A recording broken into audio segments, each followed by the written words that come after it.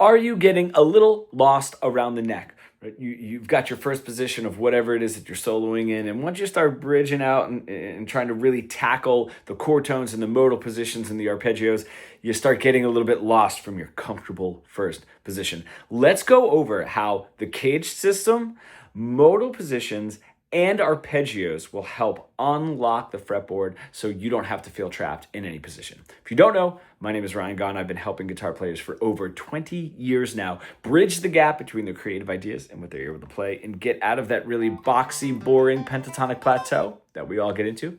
If you would, please hit like and subscribe and the bell notification to get more videos on how to make your guitar playing better. This is taken from a mentorship program that I run. If you were interested, the link is below for a free training. But it goes into, after a few weeks of the CAGED system and arpeggios and modal positions, it goes into how to lay all of these visually on top of each other so that we can unlock the fretboard. So that is what you're watching. You're watching an excerpt from my mentorship course program. Let's get into it. All right, let's talk about not just linguistically how, we start with our minor pentatonic and then everything builds and builds and builds and builds from there, right? You develop a vocabulary, you learn how to speak the language and so on, and it's going to keep building, right, throughout all of your playing. I want to do something visually, right? So this will visually be things sitting on top of each other, building. What we're going to do is we're going to take a modal position, right? We're just going to stay in our diatonic modes, right? We're going to take a modal position. We're going to look at what CAGED system chord form sits on top of that we're looking for, and the arpeggio that matches up. What is really cool is when somebody says A major 7, right? This is how we don't get lost throughout the fretboard. It's really valuable. And when somebody says that, A major 7, it's almost like one of those Casio keyboards that lights up and you press the next note, right? For like little kids to play like Happy Birthday and stuff. It's almost like that. Like the string and the fret light up and you're able to play all throughout the neck without getting lost. This is a fantastic way to really start developing that because you want to know not just what notes are right and wrong, but the chord tones and the extensions and so on. So let's get into it. We're going to start with our A major 7 in Ionian position, in this sort of first position. So if I have my A, right, that's going to be my E shape CAGED system, right? That fits in my Ionian first position shape, right? Just the regular old major scale, right? And then I can play the major 7 in just a couple of different ways, to sort of fit that chord on top of it, right? So that's what we have. And then the arpeggio for that.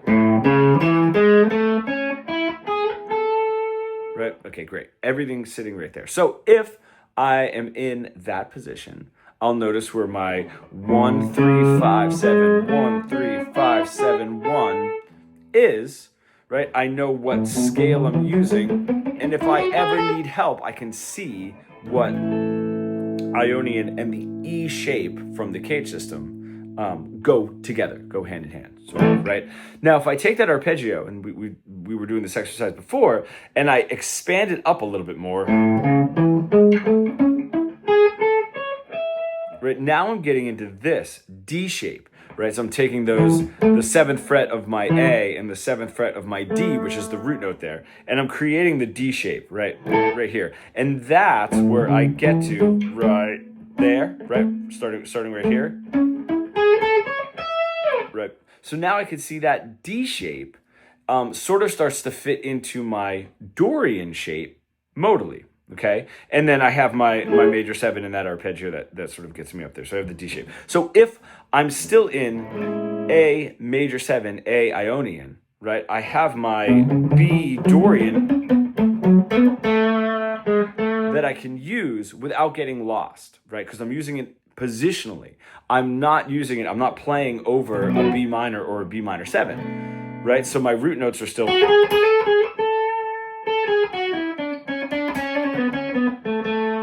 those A's, and I want to be able to see that, and I can see that right there with that D shape, right? And the arpeggio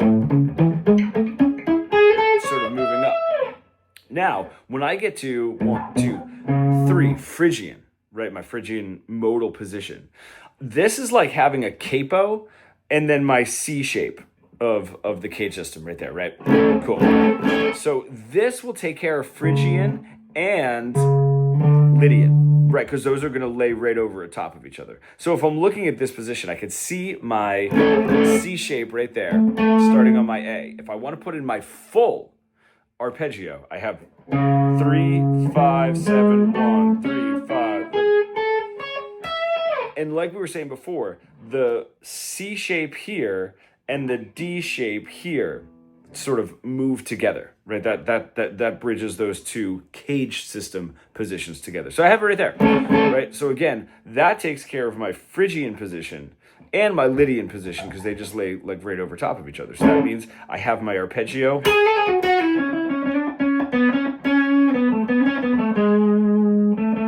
Right? And I can see where my chord tones are without getting lost, right? So in the mixolydian position, right, my E mixolydian, I'm looking at that 12th fret of my A string as my root note, right? And if I want to have just the A shape from the CAGED system right there, right, make it a major 7. And I have my arpeggio now. I can extend it up here, right, and sort of play it this way. Right, just to get that last one there. So now I can see within my E mixolydian,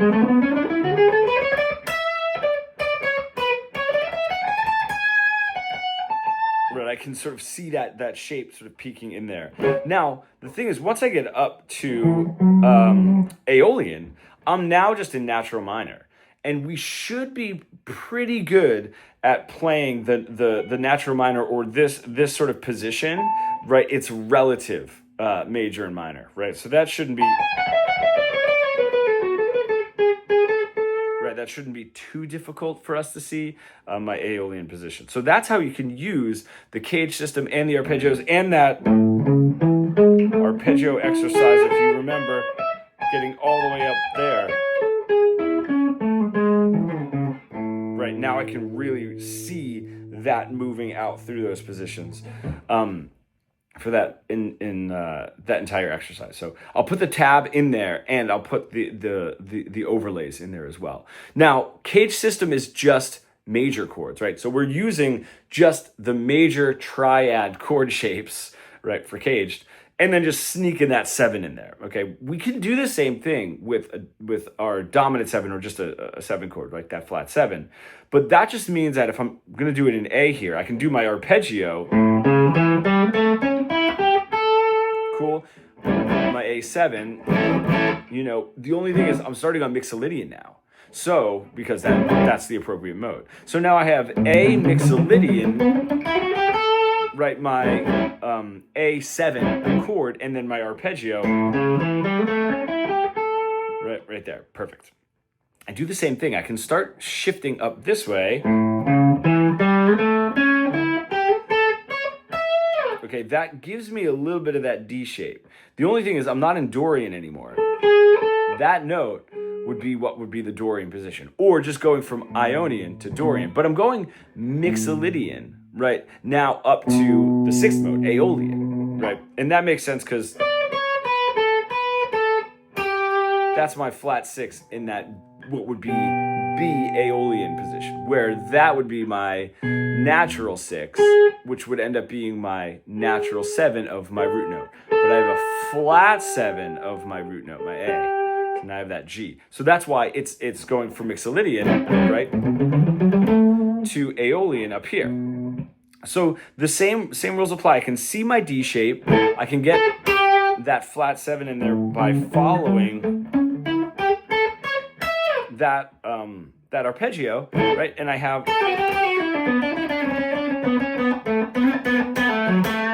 right, same sort of rules apply. Right now, if I have mixolydian, Aeolian, now I'm in Locrian. And because Locrian and Ionian are right next to each other, the same way Phrygian and Lydian are, that's going to end up being the same.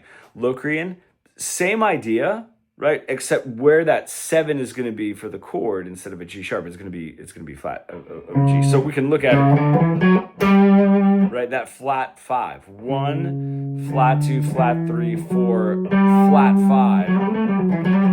That's the note that's different from Phrygian to Locrian, right? Or from Lydian to Ionian, right? Is right there. So you can just see how that lays over. So same thing. You know, I have my A shape, right?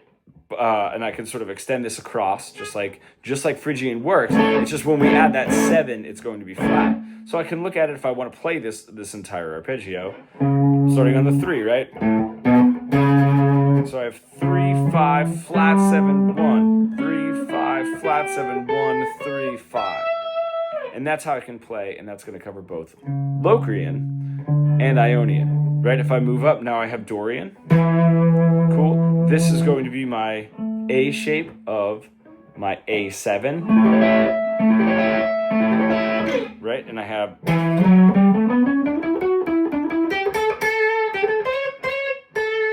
sort of tucked in right there.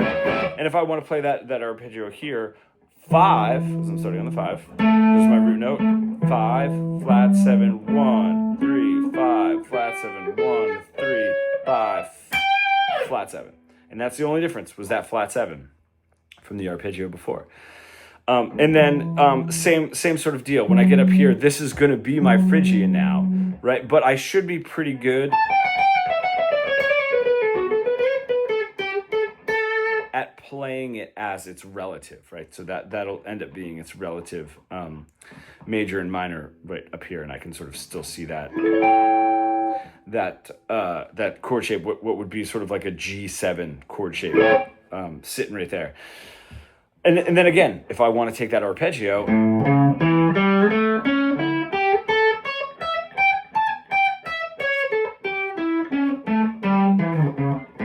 throughout all of those positions, I can do that. That's where it really works. Minor, of course, changes everything, but we can still view it in a particular way. You know, with minor, I tend to break away from the CAGED system, and like, let's just say I have an A, right, and I want to have an A Dorian. You know, I start picking those root notes and where they are. So if I have A Dorian here,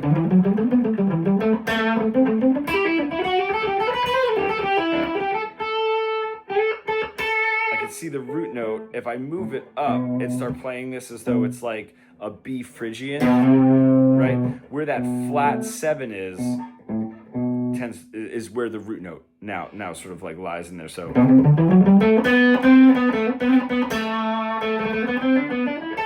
and I'm using that almost like that blues box up here, especially, you know, to sort of navigate and using my pentatonic positions to see and knowing that I have that natural 6, you know, right there. That ends up being how I visualize it, you know, just because the CAGED system is so particular to major chords. So the minor, you know, like we were sort of talking about before, how I see it in each one of those positions. Let's just say I'm in A. Let's just go to Aeolian now for you know, for practical purposes. That I have my major, my relative major, you know, my C relative major. So this should be relatively covered. You know, if I'm thinking,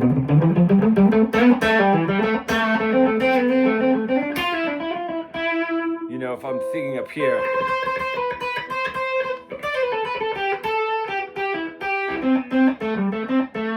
I'm thinking in that Ionian position here, but as its relative. So that's a pretty solid coverage right there. Now I can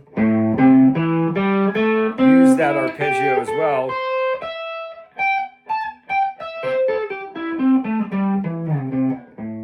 Right, to cover all of that ground to really see it. But my visual is that A minor, you know, a little bit of the blues box, but really just using its relative here. And then I use that minor 7. And that can get me this position a little bit easier, right here. And then that's what gets me into this position where we worked on first with the minor pentatonic, with that root note right here. So I have like this bar chord I'm visually seeing, it's relative, which will cover all of that, right? It's relative major. And then to sort of break into it, I have this, you know, if I were to do 12, that's my root note. 12, 10, 12, 13 as my visual. That gets me into that blues box position, or the relative down here, the Ionian position. That just helps clear that up into this position. Then I can use that as my visual. Right, that is my visual. And then I'm right back to where I need to be at that A. That's how I do it in minor. But it's still looking at the same. If I'm looking at those chord shapes, right? A minor bar chord, blues box, but it's relative. Right, it's relative here. This chord shape, and then this chord shape, and like I'm right back. I can still be thinking Aeolian, right? My Locrian and Ionian, but that should all be like pretty well covered. You know, like we were saying before, it's relative major minor, right? And then I can get up to what would be like the Dorian here, and if I need help with that Dorian,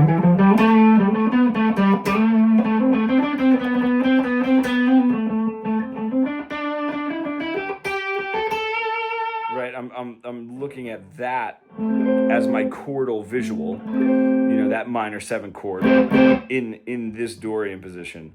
And then when I get up from Dorian to like that Phrygian, I'm just using that minor bar chord, and I can play my Phrygian. You know, right there, and sort of get that idea for that position, and then I'm right back to where I need to be. You know, if I want to use that minor.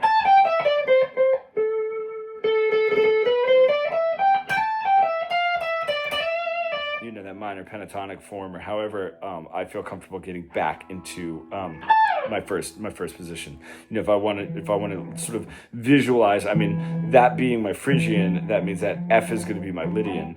So I can use that Mixolydian, right? 5 back into 6, 5th mode back into the 6th mode.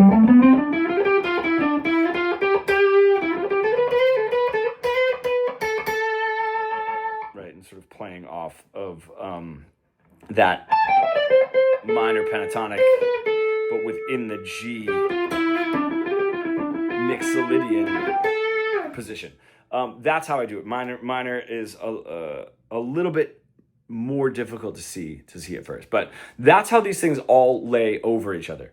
I was doing the document for this, and then I just want to add a little bit more when it comes to the minor. So what you'll see is minor as it pertains to Dorian. So I mean, it's all A minor, right? A minor 7. You know that, and then if I take it all the way up, that full arpeggio, and that's sort of what I'm going through there. You know, and it'll go through everything as it pertains to like the A minor in Dorian. So we would have like Dorian. Right, and then of course, Phrygian and Lydian are always right next to each other. So Dorian, Phrygian and Lydian, Mixolydian, Aeolian, and then of course Locrian and Ionian are right next to each other. Right, those are half step apart. So those scales are just we're pulling. It's the same scale, right? It just starts on that F sharp, right, rather than starting on the G. Right, so that's why when they're at the half step apart, those are lumped together. You'll see. In the document, that Phrygian and Lydian are always lumped together, 3rd and the 4th mode, and then Locrian and Ionian are lumped together in one diagram. Wouldn't make sense to split them apart. So what I did though is taking those forms, I still have it sort of marked out as like an E minor shape. You know, I was sort of saying that like I'm only using the CAGED system for the major, but I will have it marked sort of like as the E minor shape. You know, when you get into the next form, right from there, it'll be the D minor shape, right? And if we look, it's like taking that D minor down here, right? And if I have my D open string, that's got to come up with me to match where my root note is, that A, and I'm just making a D minor shape here, right? Even putting that fifth in there, which would be the 7th fret of the A. So 7, 7, 7, 7, 9, 10, 8, right? That's your D minor shape. That'll be like the second shape that you'll sort of look at. And then the next one, I just have it written. I know I showed you that one, right? I just have that written as minor 7 shape, and then from there we go to a regular A minor shape, right? And then from there, when we have sort of this one, this is just looks like a G minor, but when we're pulling off of that as the root note, right? Almost like that minor pentatonic. Right, that sort of form, like that's our root note. So we're not back up to first position just yet, but it sort of looks like if I were to take a G, the G shape, right, and then make it a G minor, right? You sort of see that. So it resembles a G minor shape. So I'm going to put that in there for that, and then it'll start over. So you'll see E minor shape, D minor shape, right in there. This minor 7 shape that I always use for that part of it. And then A minor shape, and then from here, the sort of bridged under is like G minor shape, right there. So that's what's going to happen as you're going through them. And then it'll have 3 versions of the minor chords, 1 for Dorian, go back through everything and have 1 for if the A minor is an A minor 7, the arpeggio is going to stay the same, right? And the forms are going to stay the same, but the positions are going to be different. It'll start with Phrygian as an A minor if it was in Phrygian, and then an A minor if it's in Aeolian. So you'll have all 3 of those, and you can see again E minor shape, my D minor shape, and you can see that D minor shape. Right, with that blues box right there. It's like right there, just kind of taking that D minor up. My minor 7 shape, that I always use to try to help me in that little bit of a gray area, that brings me up to my A minor shape, which is really nice. And then my G shape, but I'm going to make it a G minor. So like instead of it being 17, 16, 14, that's my major third, 17, 15, 14. Right, and then when it goes back to 17, 14, we're going to do that 17 there because that's my minor third, and then go right to the 17 there on the 5, and then 15, 17. That's what that particular shape arpeggio is. 17, 15, 14, 17, 14, 17, 17, 15, 17. Of course, I have that written in there in the document. You can be looking at it right now. Just wanted to give you that explanation for this because this is very important. So I hope that, wasn't too much, and I do hope that really helps. And check out all the PDFs and stuff. And let me know if you need any help.